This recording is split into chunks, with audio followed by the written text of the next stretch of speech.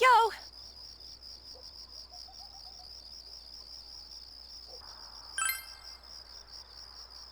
Yeah, let's go!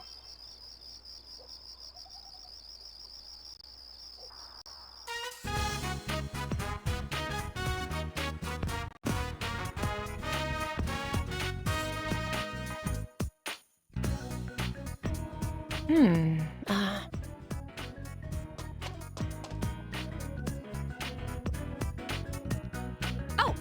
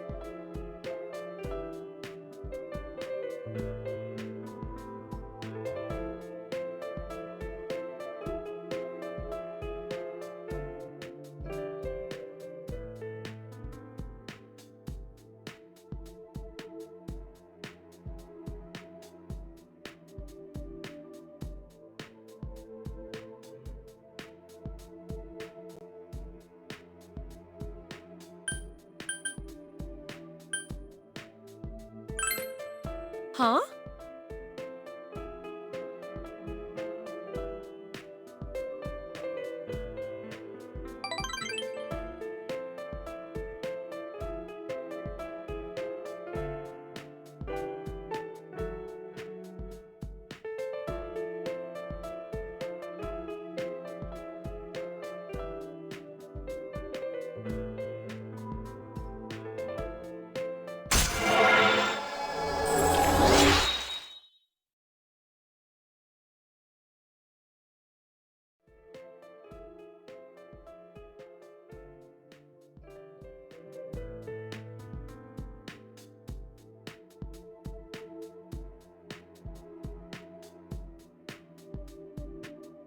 See you later.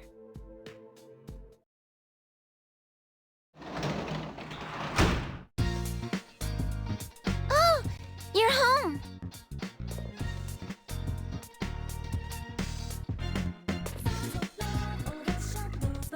Hey!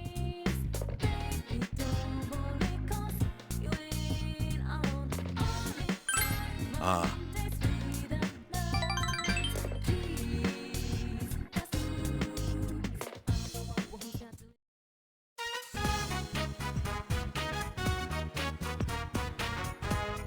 Hmm.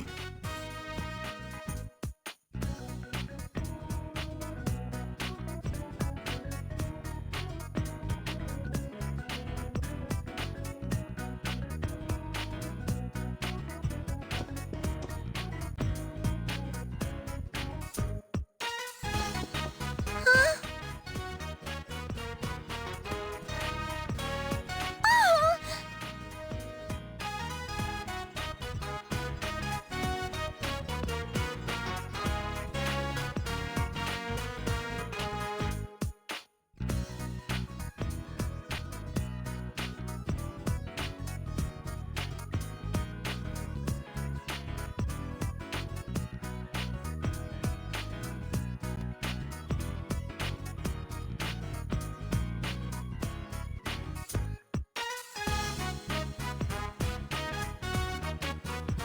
Hmm.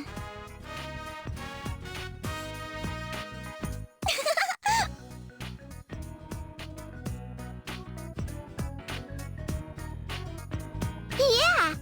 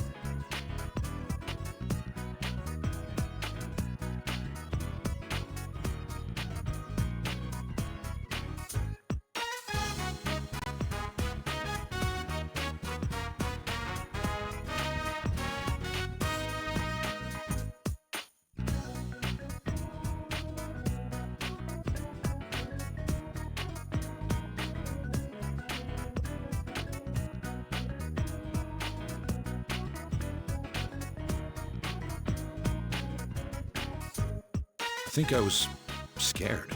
Scared to have someone else around. I was afraid we'd become a family, and then I'd lose it all again. I was running away by chasing a guy who'd run away himself. It was almost funny.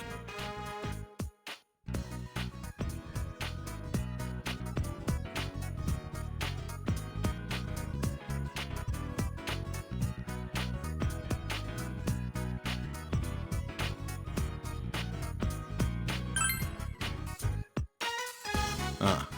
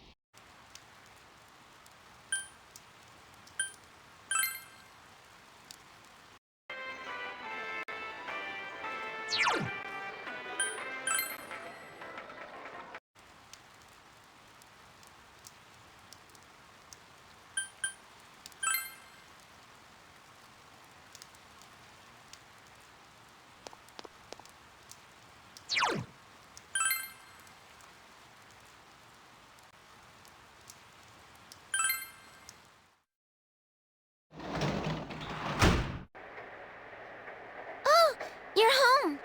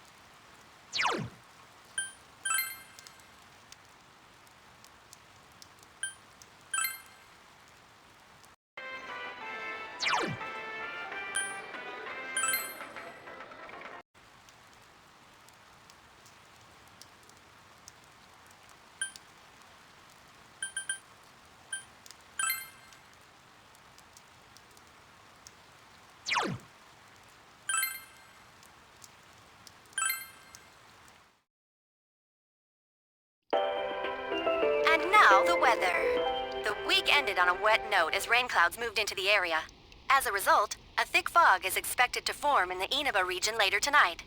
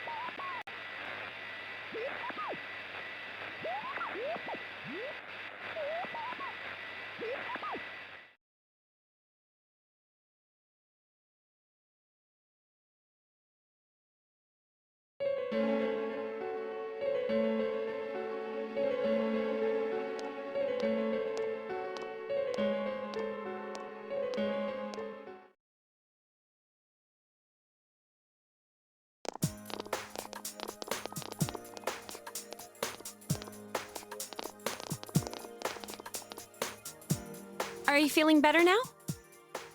Yes, thanks to all of you. I'd like to thank you once again for what happened. Don't mention it. But hey, your uniform. Huh? Ah, yes. After contemplating the matter, I went with what I've been wearing thus far. There's no need for you to... Hey, it's the Detective Prince. That's no prince. I heard he's a she. Huh? You serious? If he's a she, then... oh, crap! Kinda disappointed. But then again, there's something neat about it. Yeah, if you look at it a certain way, doesn't she seem pretty cool?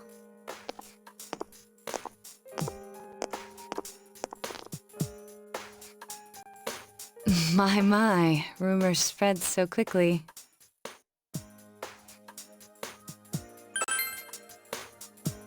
Yes, I'm myself, right? That aside, I'd like to discuss the case with you all. We're dealing with a kidnap and murder case perpetrated by someone lurking in this very town, and it isn't over yet. Let's go over the finer points after school.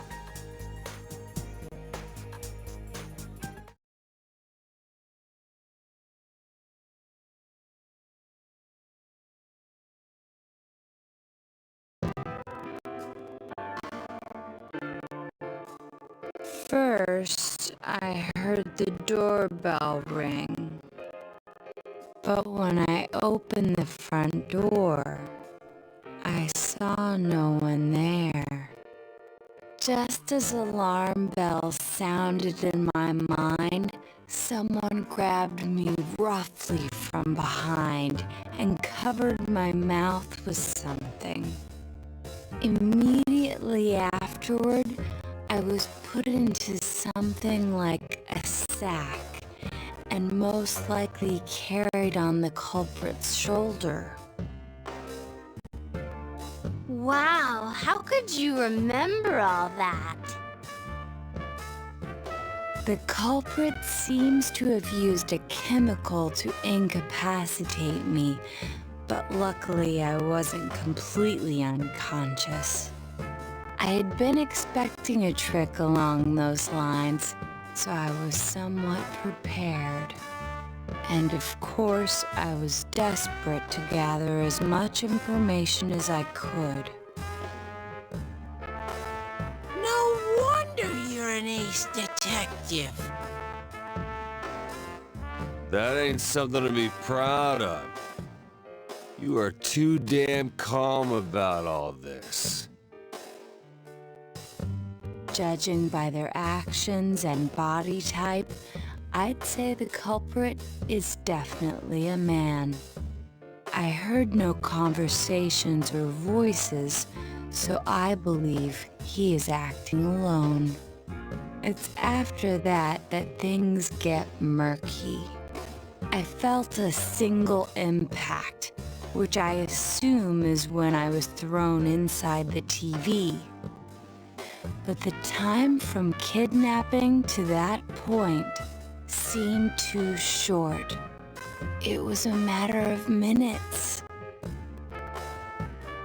So you were immediately thrown inside the TV after being kidnapped? Oh, could there have been a TV on the side of the road? Regrettably, my memory from there on is a blur. I see. But man, the killer came right up to the door and rang the bell? That's just crazy. I finally understand why you all testified that you couldn't recall much of what happened. Such a bizarre experience with mental and physical fatigue on top of it. It's only natural to be confused. And going by the surrounding circumstances, my kidnapping and everyone else's were near identical. There is no question that the culprit is the same in each case. So that Mitsuo boy who said he killed King Moron? Everything makes sense now. I can't say for sure until I gather more concrete evidence. But Mitsuo Kubo's only victim was Mr. Muraoka. It was a copycat killing that mimicked the true culprit's method. No wonder King Moron's death broke the pattern in so many ways. The question remains, though, as to how Kubo learned of that world. That's it! That's what was bothering me. Mitsuo could enter the TV, right? Then why didn't he kill King Moron that way? I believe he didn't understand the other world as well as the true culprit. Even though I can now enter it myself, it wouldn't occur to me to use it for murder. And remember, the previous corpses left no sign that their deaths had anything to do with the other world. After Kubo became wanted, leaving him with nowhere to run, he probably thought for the first time, what if I put my entire body into the TV? The bizarre condition of the corpses that caused such commotion is probably because they died on the other side. It's a simpler explanation than figuring out why the killer would risk disposing of the bodies in such a way. Which means their inexplicable condition of being hung on a foggy day wasn't due to the culprit making a statement. Much of our speculation could be tested if we could ask Kubo in person. However, I've unfortunately been taken off the investigation, and I highly doubt that the police will believe any of this. They wouldn't admit that it wasn't Mitsuo in the first place. Once you've said something on TV, it's not easy to admit you were wrong. I believe the primary cause of my dismissal was because I raised that possibility to them. The police won't readily concede that they made false charges. All the more so if the accused is a juvenile. In fact, the overwhelming sentiment with the police force is to end this case with his arrest. Even if it's possible there's another killer? Those dickheads. I had a feeling that would be the case. Not that I trusted him in the first place. But, Naoto, if you were that calm when it happened to you, couldn't you have, I'm not saying you should have caught him, but isn't it kind of sad for an ace detective to go down that easily?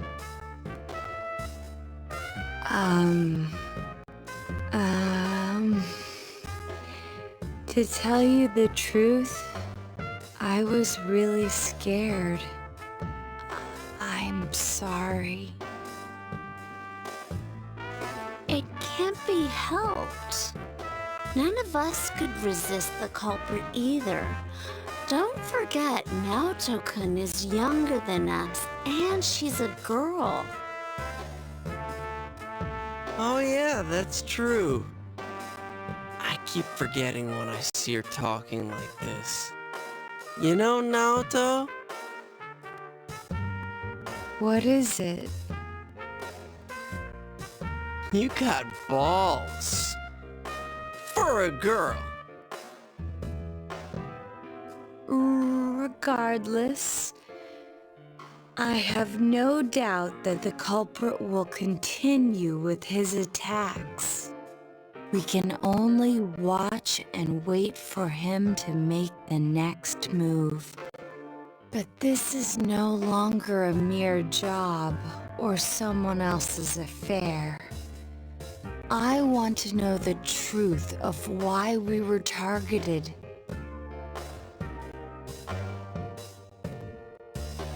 Please allow me to join your effort.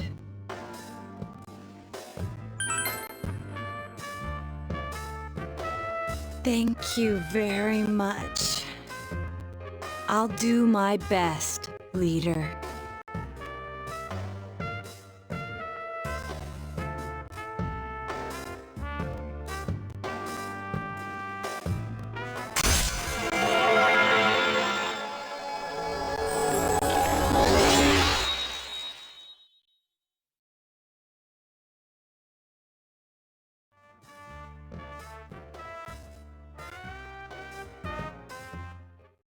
Since I'm the king of the geniuses, I knew it would work out this way. Ta-da! Now Chan's glasses. Thank you.